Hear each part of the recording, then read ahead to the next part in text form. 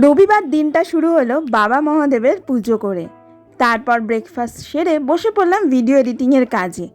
সেই কাজটা কমপ্লিট করে বিছানার চাদরটা চেঞ্জ করে নিলাম, কারণ সারা সপ্তাহে চেঞ্জ করার আর সুযোগ হয়নি।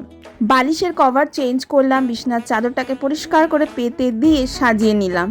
এবার পালা লাঞ্চে। লাঞ্চ শেষ করে বসে পড়েছিলাম নেটফ্লিক্স নিয়ে। হ্যাঁ, সানডে স্যাটারডে সময় পেলেই আমি নেটফ্লিক্স বা হইচই চালিয়ে বসি কোনো একটা ভালো ওয়েব সিরিজ দেখার জন্য। বিকেলে একটু বেরোনোর ছিল, কারণ কালকে শ্রাবণ মাসের দ্বিতীয় সোমবার আর আমি পুজো করব, তাই জন্য কিছু পুজো সামগ্রী আনার জন্য। কিন্তু বাইরে দেখি শুরু হলো ঝমঝমিয়ে বৃষ্টি। মানে সারাটা দিন কোনো বৃষ্টি ছিল না, হঠাৎ আবার শুরু হলো। ওই যে বললাম না, ওয়েদারের মুড সুইং। আমি তখন সন্ধ্যের সময় রাজ দেখছিলাম। এই সিনেমাটা আমার খুবই ভাল লাগে। বৃষ্টি মাথায় করে পুজো সামগ্রী কিনে এনে তাড়াতাড়ি খেয়ে দিয়ে ঘুমিয়ে পড়লাম, কারণ কালকে সকাল থেকে আবার কর্পোরেট মজদুরি শুরু হবে।